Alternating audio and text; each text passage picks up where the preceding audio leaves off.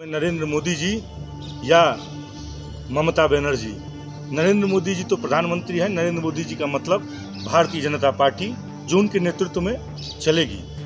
क्या बंगाल में बांग्लादेश घुसपैठियों का अड्डा बन गया है और इस रास्ते क्या घुसपैठी पूरे भारतवर्ष में जा रहे हैं? आज यही जानने के लिए हम आपके अपने चैनल आज जिस तरीके से विगत के 10 वर्षों से प्रदेश में तृणमूल की सरकार चल रही है और ममता बनर्जी मुख्यमंत्री, एक के बाद एक केंद्रीय योजनाओं को जिस तरीके से इस प्रदेश में रोका जा रहा है, चाहे वह आयुष्मान भारत योजना हो या पीएम किसान सम्मान योजना हो या वन नेशन वन राशन की जैसे महत्वपूर्ण योजना हो, एक के बाद एक इस प्रदेश में रोका जा रहा है। बार बार कोर्ट के आदेश के बाद इन योजनाओं को इस प्रदेश में लागू किया जा रहा है। वहीं इस प्रदेश की सरकार सीएए एनआरसी जैसे गंभीर विषयों पे भारत के केंद्र सरकार के विरोध में अपना मत विचारों को रखती है। आज रोहिंग्या और बांग्लादेशी घुसपैठ एक बहुत बड़े समस्या से इस प्रदेश के विकास को बाधित कर रहा है। ऐसे तो पूरे भारतवर्ष में 2217 किलोमीटर और 5 प्रदेश बांग्लादेश के बॉर्डर से लगते हैं, लेकिन उन सब में बेसी पश्चिम बंगाल 443 किलोमीटर के साथ बांग्लादेश और पश्चिम बंगाल की सीमाएं आपस में टकराती हैं। और भारत के बीएसएफ के जवान जिस तरीके से बॉर्डर पे चाक चौबंद और हर महीने लगभग एक बड़ी घटनाओं के बाद जिस तरीके से भारत के बॉर्डरों को सुरक्षित रखे हैं, किंतु इस प्रदेश की प्रशासनिक अकुशलता के चलते बीएसएफ को एक के बाद एक जिस तरीके से निराशा हाथ लगते हैं और कभी गौ तस्कर तो कभी हथियार और कभी लोगों का घुसपैठ जिस तरीके से इस प्रदेश में आते जा रहा है और बीएसएफ के सही सहयोग प्रदेश के सरकार से न मिलने के कारण बीएसएफ भी इस कार्य को पूर्ण कुशलता से नहीं कर पा रहा। विगत के 2 मई को गणना के बाद जिस तरीके से इस प्रदेश में राजनीतिक हिंसा अपने चरम सीमा पे है, राजनीतिक हिंसा कोई इस प्रदेश के लिए नया नहीं है। पूर्ण वामपंथी काल से ही इस प्रदेश में सबसे बेसी राजनीतिक हिंसा होते रहा है। वहाँ से जब तृणमूल की सरकार आती है तो राजनीतिक हिंसा की स्थिति ऐसी थी, किंतु इतनी भयावह न थी।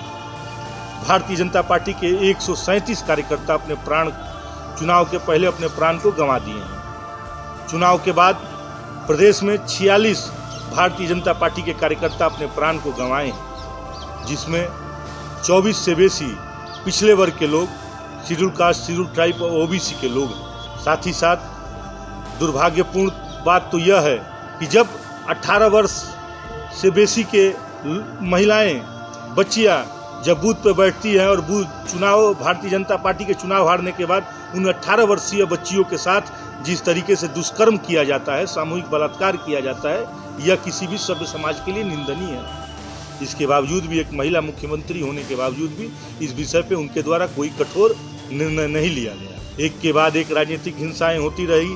कभी मानवाधिकार, केंद्रीय मानवाधिकार के लोग इस प्रदेश में आते हैं तो उनको भी अपमानित करके मारा पीटा जाता है। प्रदेश की सरकार उनको सुरक्षा नहीं दे पाती। साथ ही साथ पूरे भारतवर्ष में जो लोग पिछले जातियों की राजनीति करते हैं, चाहे वह मुलायम सिंह यादव जी के लड़के हों अखिलेश जी, या लालू प्रसाद यादव के लड़के तेजस्वी जी हों, या तमिलनाडु के मुख्यमंत्री स्टालिन हों, या अन्य कोई भी राजनीतिक दल हो जो केवल नाम मात्र का ही पिछले वर्गों की राजनीति करते हैं। पश्चिम बंगाल में एक के बाद एक पिछले जाति के लोग मारे जा रहे हैं, किंतु इनके तरफ से, चाहे वह कांग्रेस भी हो, उनके तरफ से एक कोई इस विषय पे आवाज़ नहीं उठाया गया। और सबसे बड़ी बात है कि बारासात से लेके सिलीगुड़ी तक जो राष्ट्रीय राजमार्ग है, जिसमें 7 जिले आते हैं, केंद्र सरकार के द्वारा परिवहन मंत्रालय के द्वारा पूर्ण पैसा देने के बाद भी इस प्रदेश की असहयोगिता के बाद उस रास्ते को अभी तक बनाया नहीं जा पाया। ऐसे ही कई विकास कार्यों को बाधित वर्तमान तृणमूल सरकार कर रही है। और सबसे बड़ा विषय है सुप्रीम कोर्ट के 2 जज पश्चिम बंगाल के संबंधित विषयों को सुनने से इनकार कर दिए हैं। पश्चिम बंगाल के चुनाव के बाद राजनीतिक हिंसा के विषय पे इंदिरा बनर्जी हों, जिन्होंने इस मामले से अपने को अलग कर लिया हो, चाहे नारदा के मामले में अनिरुद्ध बोस हों, जो भी मूल रूप से ये दोनों जज पश्चिम बंगाल से आते हैं, और इन दोनों जजों ने अपने को पश्चिम बंगाल के वर्तमान परिस्थिति पे अपने विचारों को रखने से उन्होंने अपने को अलग कर लिया। और सूत्रों के हवाले से यह जानकारी मिली कि उनका पूरा परिवार पश्चिम बंगाल में रह रहा है, इसके लिए ये ऐसा कर रहे हैं। आज जब धारा 370 की बात आती है तो इस प्रदेश की सरकार उसका भी विरोध करती है। भारत के किसी कोने के विकास का विषय हो, तृणमूल की सरकार उसका विरोध करते रहती है। इस वीडियो के माध्यम से मैं पूरे भारतवर्ष के लोगों से, लोकतंत्र पे विश्वास करने वाले लोगों से यह अनुरोध करना चाहूँगा कि सोशल मीडिया के माध्यम से पश्चिम बंगाल की इस भयावह स्थिति के विरुद्ध आप अपना आवाज़ उठाएं, और साथ ही साथ देश के राष्ट्रपति, देश के प्रधानमंत्री और देश के सुप्रीम कोर्ट के न्यायाधीशों से मैं ये अनुरोध करना चाहता हूं कि पश्चिम बंगाल की इस भयावह स्थिति से वो पश्चिम बंगाल के लोगों को बचाएं।